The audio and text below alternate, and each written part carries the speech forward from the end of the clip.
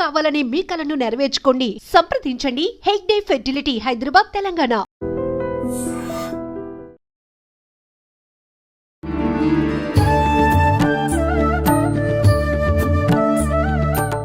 నమస్కారం, welcome to I dream.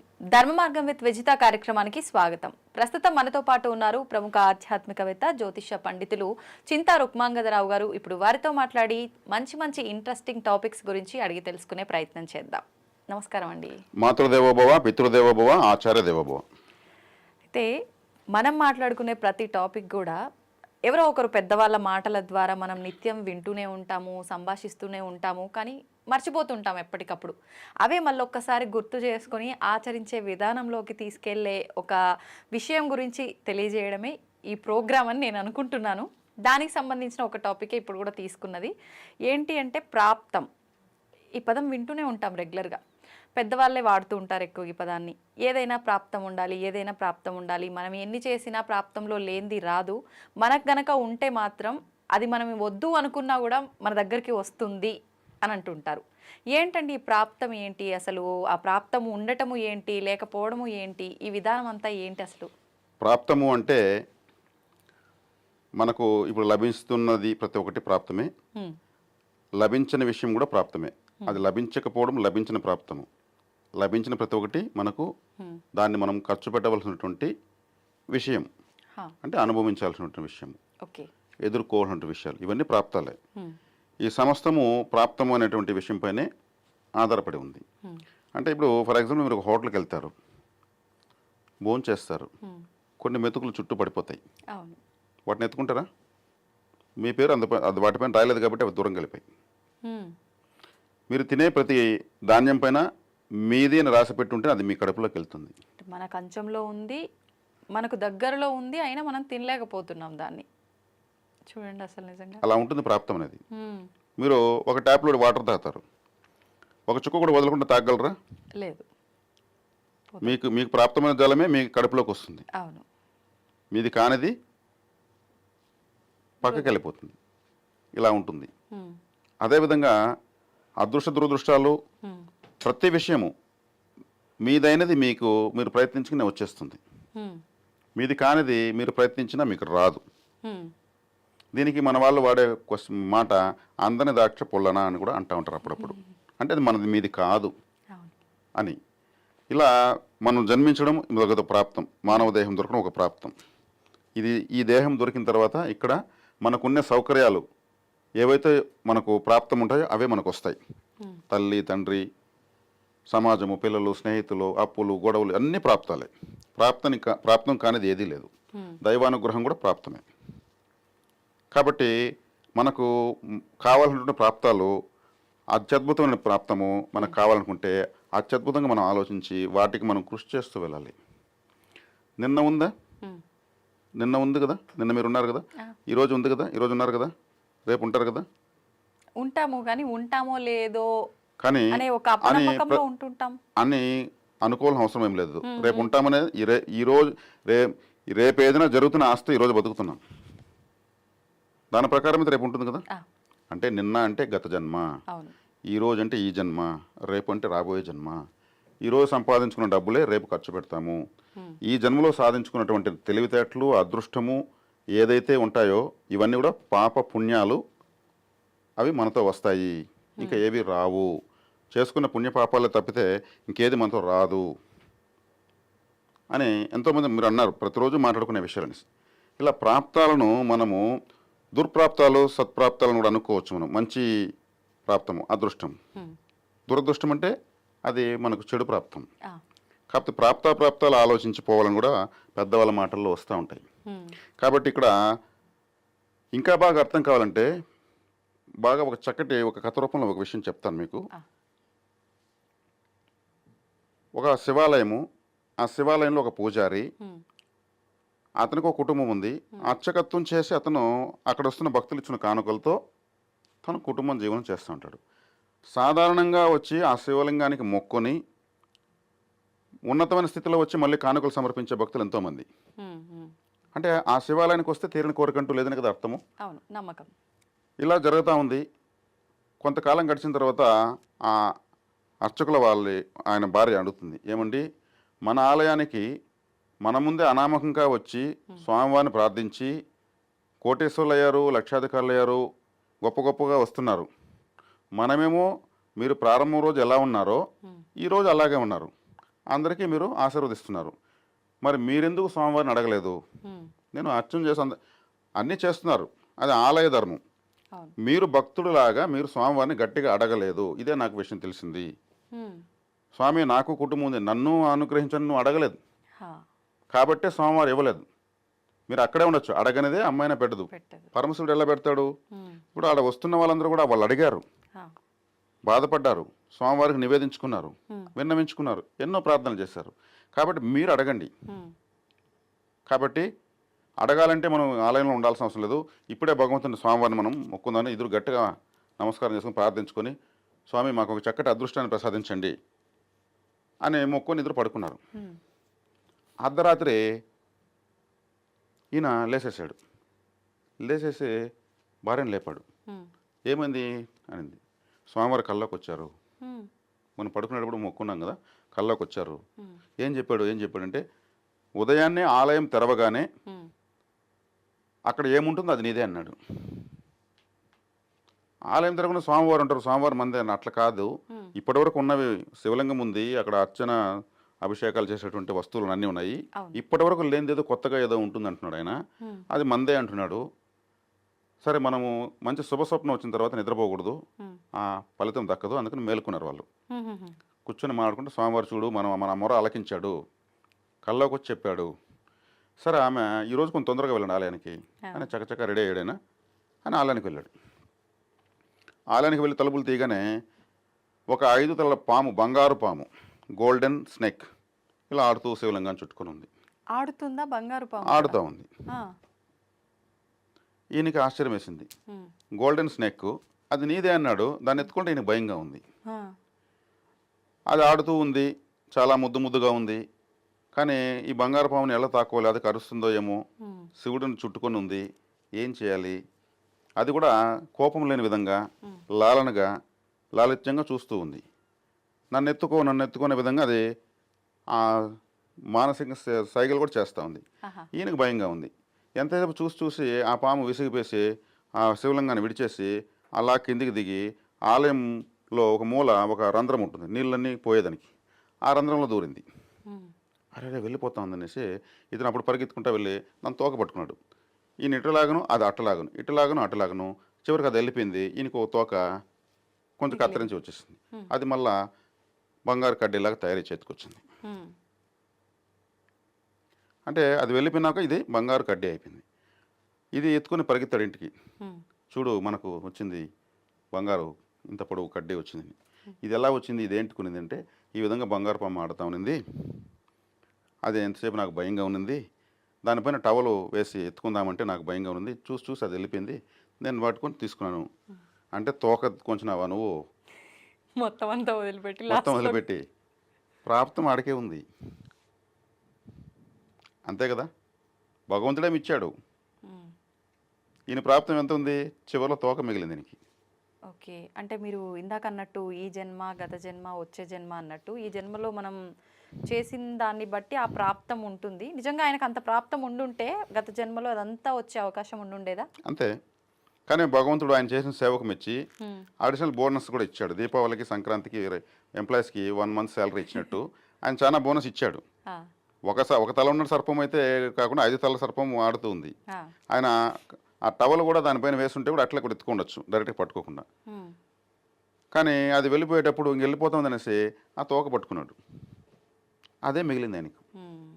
ఇలా ఉంటుంది ప్రాప్తము. ఏ విషయంలోనే అంతే, మనది కానిది మనకు రాదు. కాబట్టి ఇక్కడ నరజాతి సమస్తం పరపీడన పరాయణం. ప్రతి ఒక్కరు ఇంకొకరిని దోచుకోవడానికే ఉన్నారు. నరజాతి సమస్తం. కానీ ఈ దోచుకోవడంలో నిజాయితీ ఉండాలి. ఎవరన్నా మనము స్వార్థం లేని బ్రతకలేం. ఆ స్వార్థంలో న్యాయం ఉండాలి. మనము అవతల వాళ్ళకు ఉపయోగపడి మనం బెనిఫిట్ పొందొచ్చు.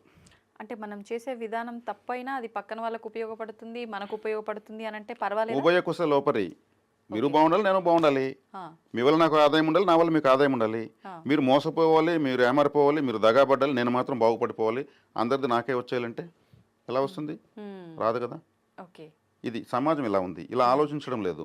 అరే అందరూ బాగుండాలి, అందులో నేను ఉండాలి అనేటువంటి ఆలోచన. నేను మాత్రమే బాగుండాలి, మ్మ్. నా తర్వాత అందరూ బాగుండాలని ఆలోచిస్తే అంటే ఒకటి ఆలోచించట్లేదేమో, వాడు బాగున్నా బాగాలేకపోయినా నీకు వచ్చే నష్టం ఏం లేదు, వాడితో పాటు నువ్వు బాగుంటావు, నీతో పాటు వాడు బాగుంటాడు, అంతే తేడా. కానీ వాడు బాగుండడం వల్ల వాడింట్లోది మన ఇంట్లోకి రావడం, మన ఇంట్లోది వాని ఇంట్లోకి, ఇదంతా ఏం ఉండదు. కానీ ఇది అర్థం చేసుకోలేకపోతున్నారేమో. అదే ఆలోచన విధానం, ప్రత్యేకమైన ఆలోచన విధానంలో వెళితే మ్మ్. ఆరోగ్యకరమైనటువంటి ఆదాయాన్ని పొందొచ్చు. దాని ద్వారా ఎటువంటి మానసిక రుగ్మతలు, అరే తప్పు చేసామనేటువంటి ఒక ఫీలింగ్ లోపల. కొంతమంది అంటారు, నీ అంతరాత్మతో ఆలోచించు, తప్పు చేశావు, పైకి నువ్వు అబద్ధం చెప్తున్నావు, నీ అంతరాత్మతో ఆలోచించు. అంతరాత్మ ఎవరు ఎంత దుర్మార్గుడిగా అబద్ధం చెప్పదు, లోపల మాత్రం నేను తప్పు చేసిన అంటానే ఉంటుంది. ఓ. ఇక్కడ ఒక లిటిల్ మైండ్ ఉంటుంది, అది చెప్తానే ఉంటుంది, రే చేస్తున్న తప్పు అంటానే ఉంటుంది. దాన్ని వీడు కంట్రోల్ చేయలేడు. మ్మ్. ఆ లిటిల్ మైండ్ని కంట్రోల్ చేయడు, అది మాత్రం వాస్తవమే చెప్తుంది. ఓకే. ఓకే. కాబట్టి ఈ సత్యాలను గ్రహించి ఎలా బతకాలనేది ఒక ఫార్మాట్ క్రియేట్ చేసుకుంటే మన ప్రాప్తం మనకు ఎలా రావాలో వస్తుంది. ఆ ప్రాప్తాన్ని మరింత శక్తివంతం చేసుకోవాలంటే మరింత వికసించినటువంటి విలువలతో కూడుకున్నటువంటి ఆలోచన విధానాలతో కూడుకున్నటువంటి ప్రవర్తన మనం డెవలప్ చేసుకుంటే ఇది ఒక పంటే. అవును. ఇప్పుడు మీరు చెప్పిన విధానంలో ఈ స్టోరీ విన్న తర్వాత మీరు చెప్పిన దాన్ని బట్టి పాజిటివ్గా ఆలోచించిన వాళ్ళైతే నిజంగా నాకు ఇంతవరకే రాసి పెట్టుంది కాబట్టి ఇదే వచ్చింది అని అనుకుంటే సరిపోతుంది. జనాలు అలా అనుకోకుండా, అరే అంత వచ్చింది, నేనే నా మూర్ఖత్వంతో నేను వదిలేసుకున్నాను, ఇంత తీసుకున్నాను అని చెప్పి ఎల్లకాలం బాధపడుతుంటారు. ఇప్పుడు మీకు స్టార్టింగ్లో ఒక పాయింట్ చెప్పాను, ఎవరైనా ట్యాప్లో నీళ్ళు తాగండి, మ్మ్. కొన్ని నీళ్ళు మనం తాగలేం, వదిలేస్తాం. అంటే మనం ఇవ్వడానికి సిద్ధంగా ఉంటే మ్మ్. మనం తీసుకోవడానికి అర్హులమే. ఆ. అన్ని నీళ్ళు మనవే కావు, మనం కొన్ని వదిలితే మ్మ్. మనం కొన్ని తాగుతాం. మనకు ఇచ్చే లక్షణమే లేనప్పుడు తీసుకునే అర్హత ప్రకృతి ఇవ్వదు. మ్మ్. దానికి అబద్ధాలు, మోసాలు. ఒక వ్యక్తి ఫారెన్లో రియల్గా జరిగింది ఇది. మ్మ్. భార్యతో విడాకులు వచ్చింది. ఫారిన్ కంట్రీస్లో బస్ టికెట్ తీసుకుని ఈజీగా విడాకులు తీసుకునేస్తారు. ఆ. ఆమెకు ఇతను ఆస్తిలో వాటా ఇవ్వాలి, ఆ. వందల వేల కోట్ల ఆస్తి ఉంది. మ్మ్. కానీ అతను ఏం చేశాడు, లాయర్తో మాట్లాడుకుని ఇంత ఆస్తి కానీ మనం కోర్టుకు చూపిస్తే 50% ఆమెకి ఇవ్వాల్సి వస్తుంది, మ్మ్. తక్కువ ఉండేట్టుగా చూపించిన డాక్యుమెంట్స్ ప్రిపేర్ చేసి నాకు ఇంతే ఉంది అని ప్రూవ్ చేశాడు. ప్రూవ్ ఎప్పుడైతే రికార్డెడ్ చేశాడో అది అందులో నుంచి ఆ 50% ఆమెకి వెళ్ళింది. ఇతను చాలా మిగిలిపోయింది అనుకున్నాడు. కానీ ప్రకృతి ప్రళయాలు లాంటి విపత్తులు అతని జీవితంలో వచ్చి అతని దగ్గర లెక్క చూపించాడు, అంత తప్ప మిగతా లాస్ అయిపోయాడు. మ్మ్. నాకు ఇంతే ఉందని కదా ప్రూవ్ చేశాడు, రికార్డెడ్గా కోర్టుని, చట్టాన్ని నమ్మించాడు కదా. కానీ ఎంతైతే దాచాడో అది అతనికి త్వరితగతిని అంతా మాయమైపోయింది. ఓకే. ఓకే. ప్రకృతి నువ్వు ఇలా చెప్తావు అబద్ధము, మ్మ్. నువ్వు అది లేను, నేను దాన్ని తీసేస్తాను, మ్మ్. తీసేసింది. అంటే ఇక్కడ మనము ఏదైతే గట్టిగా తప్పించుకునేదానికి ప్రయత్నిస్తామో అది తప్పించుకున్నది కూడా వెళ్ళిపోతుంది. మ్మ్. ఏది ప్రాప్తం అనేది కూడా ప్రాప్తం అనేది. అలా అనుకోవాల్సిందే. మ్మ్. అతనికి బాధ ఆశ్చర్యం వేసింది, మనం ఎంతైతే చెప్పామో అదే మిగిలింది, మిగతా మొత్తం పోసింది. అదే తెచ్చుంటే తనన్న బతుకుంటుంది కదా, మనకి ఇంకా ఎక్కువ ఉండేది కదా అనేసి. అవును. ఇంకా అయిపోయిందానికి ఏం చేయలేము, అంతే. చేయగలిగేది ఏముంది. అంటే అది అక్కడికి అంత ప్రాప్తం ఉంది కాబట్టి ఈ రకరకాల మెలికలు అటు తిప్పి ఇటు తిప్పి అందులో ఏదో సమస్య క్రియేట్ అయ్యి లేకపోతే ఇంకొకరెవరో దూరి ఇంత జరిగి ఫైనల్గా మళ్ళీ మనకు దక్కాల్సిందే దక్కుతుంది. అరే రేపు ఆయనే అని చెప్పి బాధపడుతుంటాం మనమేమో. సింపుల్గా ఇది మేడం ప్రాప్తం అంటే. అయితే ఇప్పుడు ఇంకొక క్వశ్చన్, ప్రాప్తం మీరు చెప్పిన దాన్ని బట్టి నిజంగా నమ్ముతున్నాం మేము, ఇది ఖచ్చితంగా అగ్రి. కాకపోతే ఎందుకు ఆరాధించాలి భగవంతుని అని అంటారు. ఎవరైనా ఆరాధించేది అసలు కోరికల కోసమే కాదు అంటారు, కానీ కోరికల కోసమే ఆరాధిస్తూ ఉంటాం. అది డబ్బు కానివ్వండి, బంగ్లా కానివ్వండి, ఇంకేదైనా కానివ్వండి. మరి నాకు ఇంతే ప్రాప్తం ఉంది, భగవంతుడు ఇంతే ఇస్తాడని నేను నమ్ముతున్నప్పుడు నేను అసలు ఎందుకు పూజించాలి? ఎట్లా వస్తుంది నాకు ప్రాప్తం ఉన్నది, నేను ఆయన్ని ఎందుకు ఆరాధించాలి? ఇప్పుడు దీనికి ఇంకొక చెప్పనా, వింటారా? సిద్ధంగా ఉన్నారా? హా. ఒక ధనవంతుడు, ఒక పేదవాడు, చిన్న వయసు నుంచి స్నేహితులు. హ్మ్. ఆ ఊరు జమీందారు అబ్బాయి, ఆ ఊరిలో ఒక పేదవాడి ఇంట్లో పుట్టిన ఒక అబ్బాయి, చిన్న వయసు నుంచి ఫ్రెండ్స్, వాళ్ళకి మానసికంగా ఒకటయ్యారు. హ్మ్. ఆ స్థాయి ధనవంతుడైనా కానీ తనకి ఈ ఫ్రెండ్ నచ్చాడు. హ్మ్. అతను పేదరికంతో సంబంధం లేదు, మానసికంగా అతను కలిసి తిరుగుతున్నాడు. హ్మ్. కానీ ధనవంతుడైన అబ్బాయికి ఏ విధమైన భక్తి లేదు. హ్మ్. ఈ అబ్బాయికి భక్తి ఉంది, శివారాధన బాగా చేస్తాడు. హ్మ్. కానీ అతని భక్తితో ఇతని సంబంధం లేదు, ఇతను నాకు నమ్మిన దోస్తు హ్మ్. అని ఇద్దరు ఫ్రెండ్స్. కానీ చెప్పు చూస్తాడు, ఎందుకురా ఈ పూజలు ఇవన్నీ, నేను ఏ పూజ చేయను, చక్కగా ఈ ఊరు జమీందారు కొడుకు నేను, నువ్వు శివుణ్ణి పూజిస్తున్నావు, ఈ ఊర్లో చాలా పేద కుటుంబంలో నువ్వు పుట్టావు, లేదు రా నేను శివారాధన చేస్తాను, నాకు శివుడే సర్వస్వము, నాకు ఉన్నా లేకపోయినా శివుడే నా ఆస్తి అనుకుని ఇలా వాళ్ళ సంభాషణ చెప్పి అతను వదిలేశాడు. సరే నీ ఇష్టం, నీ పూజ అని. ఈ చిన్నప్పటి నుంచి వీళ్ళకి ఒక అలవాటు ఉండింది. ఆ ఊరి చివరిలో పొలిమేరలో ఒక చిన్న అడవిలో ప్రాచీన కాలంలో పాడుబడిన శివాలయము, ఎటువంటి పూజలు ఆరాధనకు లేనటువంటి శివాలయము. ఆ శివాలయానికి వెళ్ళడము, ఈ అబ్బాయి పేద అబ్బాయి శివుణ్ణి ఆడ పూజించుకోవడము, రావడము. ఇతనితో కూడా ఈ ధనవంతుడైన అబ్బాయి కూడా వెళ్తాడు ప్రతిరోజు. కానీ బయట కూర్చునేసి ఆ రాయి వేసుకుంటూ ఉండిపోతాడు. వీళ్ళు ఇలాగే పెద్దవాళ్ళు అయినారు. తన వంతుగా అప్పుడప్పుడు ఇతను సహాయం చేస్తున్నాడు తన ఫ్రెండ్కి, కానీ అన్నీ చేయలేడు కదా. తన వంతుగా మిత్రధర్మంగా చేస్తూ సహాయంగా ఉన్నాడు. ఇతనికి పెండ్లైంది, ఇతను తగిన కుటుంబాలు ఇతనికి పెండ్లైంది, అతని తగిన కుటుంబం అతని పెండ్లైంది, పిల్లలు పుట్టారు, పెద్దవాళ్ళు అయ్యారు, నడవయసుకు వచ్చారు. కానీ ఈ శివాలయానికి వెళ్ళడం మాత్రం వీళ్ళకి అలవాటు అయిపోయింది. కానీ అతను మాత్రం ఆరాధించడు, ఇతను ఆరాధిస్తాడు. వన్ ఫైన్ డే వీళ్ళు వెళ్తూ ఉంటే అర్చించుకుని తిరిగి వస్తున్నారు. సూర్యుడు అస్తమిస్తున్నాడు, ఎర్రటి కాంతులు ఉన్నాయి పడమర వైపు. తిరిగి వస్తూ ఉంటే పోతున్నప్పుడే ఇతను చెప్పు తెగిపోతుంది, పేద వ్యక్తిది. సరే పారేస్తాడు. పారేరా, ఎందుకు అప్పుడు ఇంకా వేసుకొని తిరుగుతున్నావు, సర్లేరా నేను తీస్తాను ఏదో అన్నారో అయింది. వెళ్ళారు, అర్చించాడు, ఇతను బయటనే ఉన్నాడు.